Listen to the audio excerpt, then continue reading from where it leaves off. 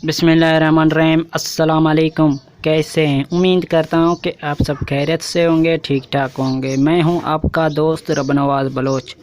आप देख रहे हैं इस्लामिक बलोच यूट्यूब चैनल। इंशाल्लाह आज मैं आपको जो शख्स खुश रहना चाहता है सुबह शाम की दुआ दिखाऊंगा। तो चलिए दोस्तों, मैं आपको दुआ दिखाता हूँ। देखने से पहले आपसे गुजारिश करूँगा कि आप लोगों ने अभी तक मेरा चैनल सब्सक्राइब नहीं किया तो यार सब्सक्राइब कर लें। सब्सक्राइब के कोई पैसे नहीं लगते और साथ में बेल आइकन को तो प्रेस करना ना भूलें ताकि मैं जो भी वीडियो अपलोड करूँ तो सबसे पहले आप तक पहुँचे। तो चलिए मैं आपको दुआ दिखाता हूँ।